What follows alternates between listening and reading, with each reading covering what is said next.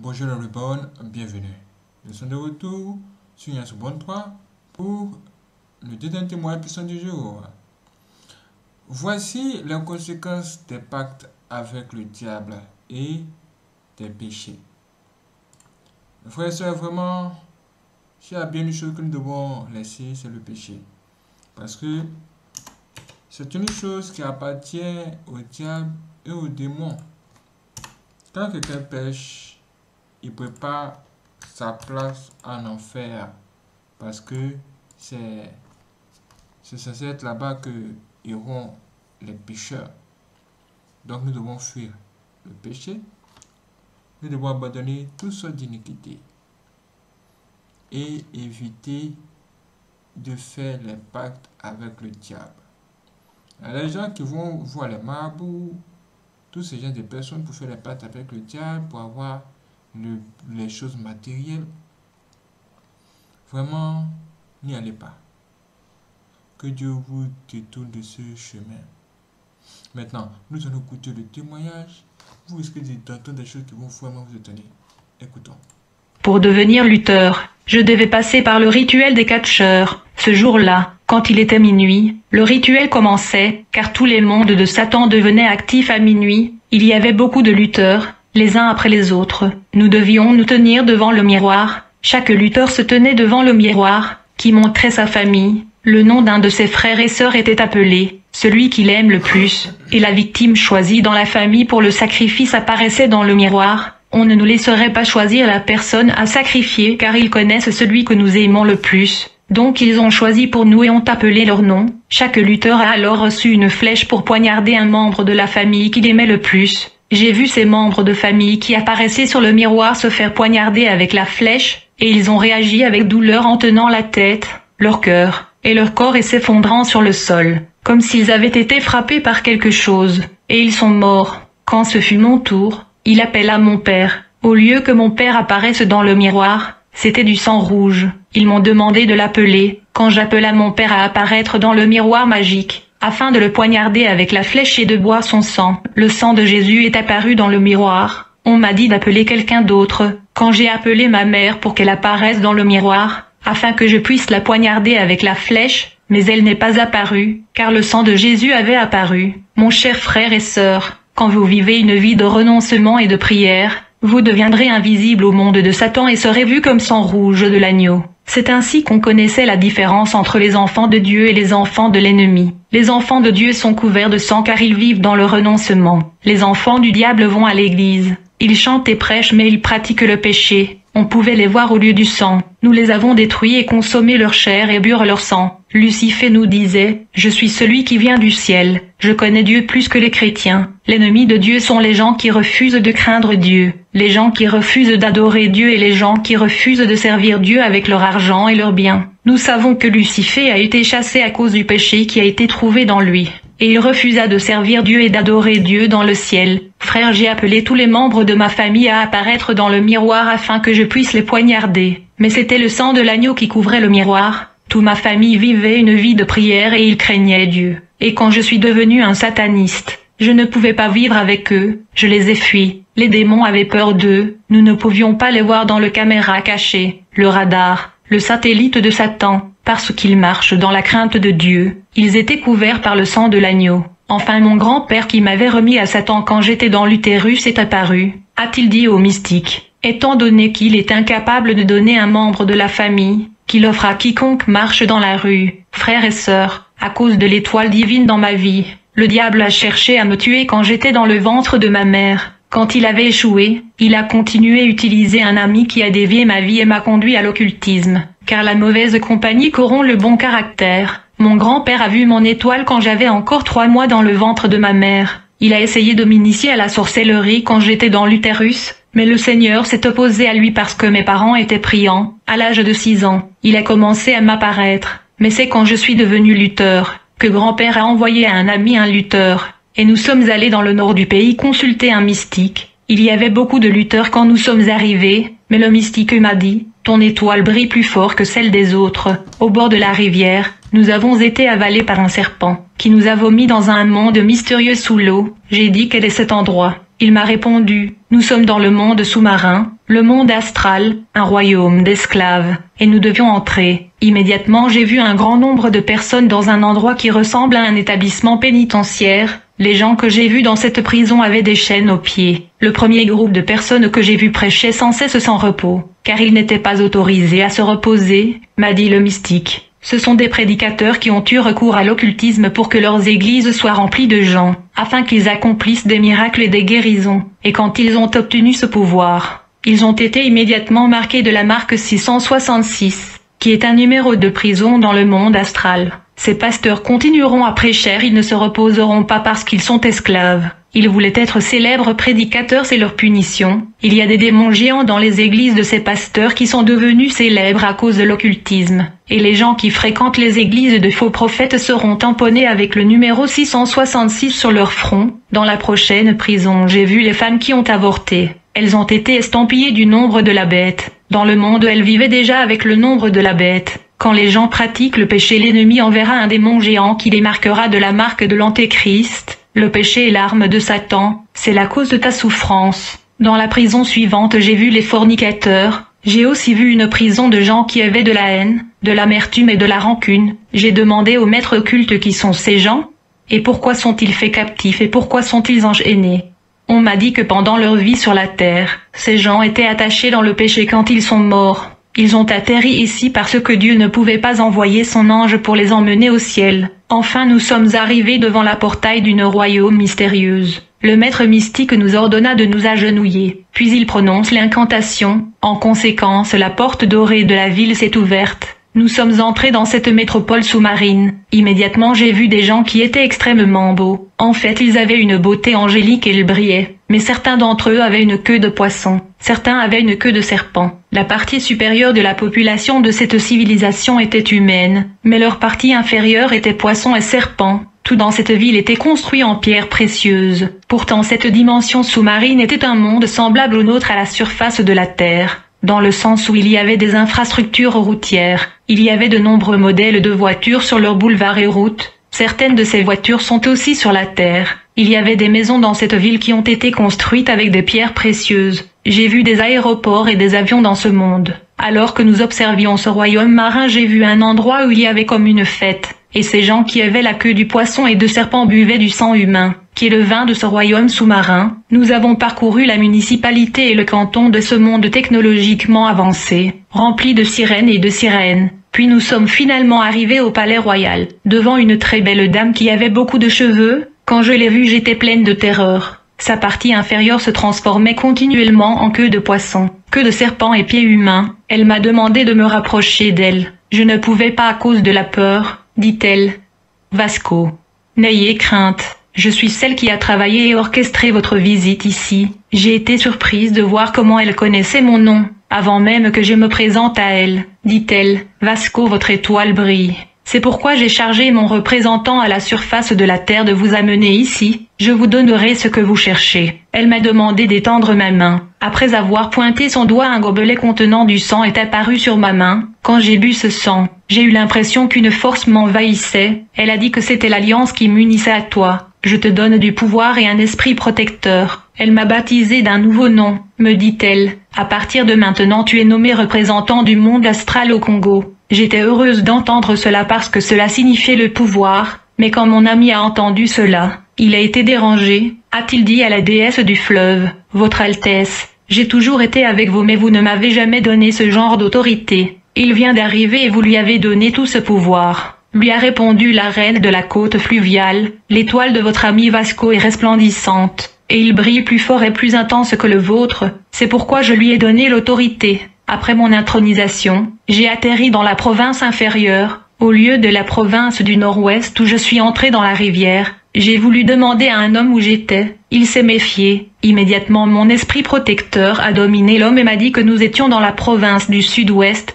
Ne demandez rien à personne, car je suis envoyé pour vous aider. Maintenant tendez votre main. Puis il a pointé son doigt vers ma main. En conséquence, de l'argent apparaît sur ma main. Il m'a dit, va en ville et trouve un hôtel, je te rejoindrai pour te dire notre mission dans cette ville. Plus tard, l'esprit protecteur m'a rejoint dans ma chambre d'hôtel et m'a dit, Tu as atterri dans cette ville à cause du transfert de pouvoir que vous devez opérer avec notre défunt représentant. Il est vénéré dans l'industrie musicale dans de nombreuses chansons par des célébrités. Cet homme est mort en servant le diable, et était devenu un crocodile. Il s'est sacrifié ainsi que sa femme et ses enfants lorsqu'ils ont sauté dans le fleuve. Et ils sont tous devenus des crocodiles. Il a continué de servir Satan en tant que représentant du monde astral même après la mort. Nous étions dans la chambre d'hôtel, l'esprit protecteur a fait une prière magique. Un transporteur aérien est apparu et nous avons voyagé jusqu'au fleuve pour rencontrer le représentant du monde astral. Quand nous sommes arrivés au bord du fleuve, sur invocation, un crocodile a émergé du fleuve,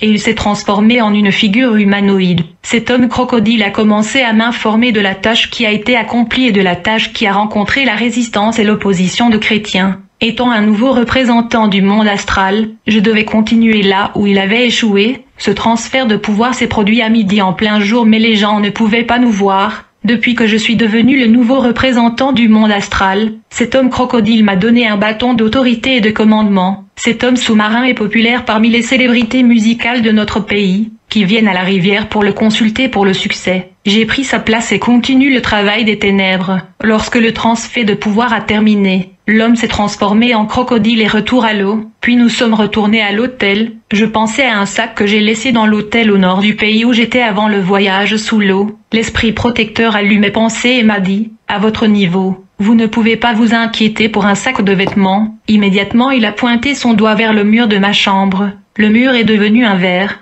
montrant l'hôtel au nord du pays où j'ai laissé mon sac. Il m'a dit, c'est l'hôtel au nord du pays où tu as laissé ton sac à droite. Ton sac n'est plus dans la chambre où tu l'as laissé, comme vous pouvez le voir c'est à la réception. J'ai vu l'esprit protecteur introduire sa main dans le mur de notre chambre qui est devenu un verre, et il attrapa mon sac que j'ai laissé dans le nord du pays, et il a dit ceci c'est ton sac de vêtements, prends-le, tu viens de me voir rendre l'hôtel visible et tirer le sac que tu as laissé à plusieurs kilomètres. Ce que tu m'as vu faire est précisément ce que tu es censé faire, car tu es de haut niveau. Je lui ai dit, je vais devoir aller chercher un bus pour retourner dans la capitale. Il s'est moqué de moi et a dit, c'est le moment d'exécuter la mission. À votre niveau, vous n'êtes pas censé parcourir de longues distances avec le bus, invoquez simplement votre vaisseau spatial. Quand j'ai fait la prière, l'avion mystique apparut et nous sommes entrés. Je suis devenu un visiteur régulier de ce royaume marin sous notre fleuve national. J'ai vu la déesse faire des incantations. En conséquence, les serpents ont été transformés en chaînes.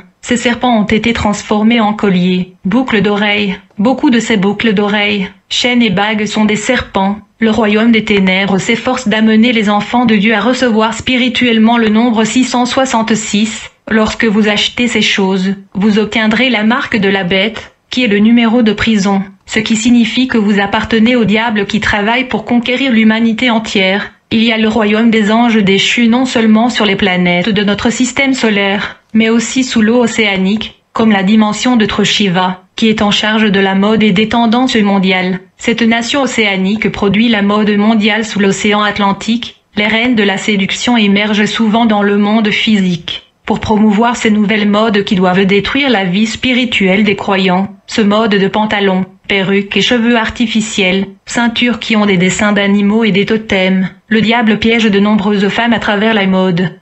Ces déesses de l'Atlantique prennent la forme des hommes WT femmes et viennent sur Terre. Ce sont des mannequins qui font la promotion de la mode dans les magazines. Après mon couronnement, j'ai voyagé dans le monde astral. Après la rencontre avec divers satanistes, la déesse m'a dit, messager, puisque depuis ton couronnement tu ne nous as pas donné du sang à boire, tu dois nous donner du sang. La rencontre du monde satanique terminait à 3 heures du matin. Puis nous étions déployés afin de lancer des sorts. Quand je suis retourné à mon temple à 4 heures du matin, j'ai commencé à faire la prière magique afin de détruire. Quelques minutes plus tard, j'ai vu dans le miroir un bus arriver de l'aéroport. J'ai invoqué les démons qui habitent dans le ruisseau sous le boulevard. C'étaient des sirènes d'eau. Je travaille avec le esprit de l'eau parce que ces femmes sont les plus colériques. Ce jour la sirène et le triton sont sortis de l'eau en forme de chien. Ils se sont tenus du côté gauche et droit du boulevard attendant le bus pour qu'ils puissent attaquer. Ils étaient censés effrayer le conducteur et provoquer la panique, afin qu'il perde le contrôle du volant. Je regardais le bus arriver dans mon miroir. La déesse regardait aussi le bus arriver dans son royaume. Lorsque le bus a atteint 100 mètres du lieu de l'accident, au lieu du bus, la déesse a vu dans son miroir un feu explosif venir. Je ne l'ai pas vu, elle m'a dit d'une voix grave. Messager, enlevez le piège que vous avez installé dans le boulevard. J'ai dit pourquoi devrais-je faire cela, le bus est proche. Elle a crié enlevez-le maintenant. Très rapidement j'ai enlevé le piège. J'ai eu peur d'être tuée, et rapidement j'ai volé sous l'eau pour enquêter. J'ai dit à la déesse, tu m'as dit de provoquer cet accident afin que tu puisses boire le sang des passagers. Comment peux-tu me dire d'enlever le piège alors que le bus n'était qu'à 100 mètres? Elle m'a répondu, messager, quand on te dit d'enlever, tu le fais, tu ne réfléchis pas. Je lui ai demandé encore pourquoi nous avons dû l'enlever. Elle refusa de me répondre. En vérité, le bus était plein de serviteurs de Dieu qui sont revenus de 3 jours de prière. S'ils meurent, il y aura du feu brûlant des choses dans le royaume marin. La déesse refusa de me dire que ces gens dans le bus étaient des chrétiens qui appartenaient à Christ. Dans le monde de Satan, le nom de Jésus n'est pas mentionné. Vous pouvez mentionner tous les noms de Dieu que vous connaissez, même Yahvé, il n'y aura rien. Mais quand vous mentionnez le nom de Jésus-Christ, c'est comme une grenade. Cependant, ce n'est pas tout le monde qui peut utiliser le nom de Jésus. Vous devez vivre une vie sainte pour voir la puissance du nom de Jésus-Christ. Quiconque vient à Christ est au milieu de la bataille. Bien-aimés, vous vous battez avec des gens qui vous connaissent et vous voient, mais vous ne les connaissez pas et ne les voyez pas. L'ennemi qui vous combat peut être ta mère, ta femme et ton ami proche. Ton ennemi peut être ton pasteur qui est une sorcière. Nous sommes dans une guerre qui fait rage. Quand une église libère du feu, nous envoyons notre esprit entrer dans cette église, puisque la plupart des gens viennent à l'église qui est la présence de Dieu sans prière de repentance. Ils viennent avec leurs péchés, ce qui permet aux démons d'entrer dans leur corps afin d'entrer dans l'église, pour distraire les gens pendant la prédication de la parole de Dieu, qui est l'arme ultime que l'ennemi craint. La parole peut amener les gens à se repentir. Pourtant le péché est l'arme de l'ennemi. Le péché est la source de l'esclavage. Quand j'ai commencé à pratiquer la magie et le fétichisme, il y avait une église de prière qui perturbait toujours mon activité dans le quartier. C'était une grande église. J'étais sur le point de déménager car mon pouvoir était neutralisé. Le monde invisible m'a exhorté à attendre. Quand une sœur qui travaillait au service du protocole est venue à l'église, avec une jupe qui était au-dessus de ses genoux, j'ai envoyé un jeune homme qui prétendait rejoindre l'église et a donné l'argent à la sœur. Au lieu d'informer son livreur, la sœur a caché l'argent. En fait, lorsque la sœur a accepté l'argent maudit, une reine de séduction a quitté le monde marin et est entrée dans le corps de la sœur. Du coup, la sœur est devenue séduisante. Quand le pasteur a vu cette sœur, il est tombé sous le pouvoir de la séduction. À la fin, ils sont tombés dans la fornication. Alors qu'ils étaient dans l'acte, nous avons placé un bébé du royaume marin dans le ventre de la dame. Ils ont essayé d'avorter ce bébé afin de cacher cet acte de fornication. Mais nous avons empêché que cela se produise. À la fin, la dame a accouché le bébé. Quand la nouvelle est sortie, l'église a été dispersée. Aujourd'hui, ce n'est qu'une petite église. Je continua avec cette vie de fétichisme. Un jour, j'étais dans mon temple.